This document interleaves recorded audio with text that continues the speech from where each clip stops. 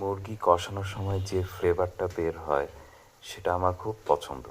তো কষানো মাংস আমি খাবো না, এটা হতেই পারে না। আর সাথে আজকে ছিল শুটকি মাছ রান্না। তো শুটকি মাছটা বেগুন এবং লাল আলু দিয়ে রান্না করা হচ্ছে, কিন্তু আজকে প্রসেসটা ছিল পুরোই ভিন্ন। কারণ এটা এই বেগুন আলু দিয়ে নাড়া দিতে দিতে, জাল দিতে দিতে এটা যে ঘ্রাণটা বের হচ্ছিল, আমি শ্যুট করার সময় মুগ্ধ হয়ে যাচ্ছিলাম ঘ্রাণে। এবং এটা যত ভাজা ভাজা হয়ে আসবে তত একটা ভর্তার আকার নেবে, এবং এটা খেতে অসম্ভব মজা হয়েছে আজকে। সাথে মুরগি আর শুটকি যেহেতু, তো খিচুড়ি না হলে তো হয় না। তো আমার পছন্দ পোলাও চালের খিচুড়ি, সাথে মুসুরির ডাল আর হচ্ছে মুগ ডাল দিয়ে এই খিচুড়িটা রান্না। তো আমার পোলাও চালের পোলাও খাওয়ার থেকে খিচুড়ি খেতে খুব পছন্দ ইদানিং। আর তর্স হয়েছে না, একটু পরে রাতের খাবারটা খেয়ে ফেলব।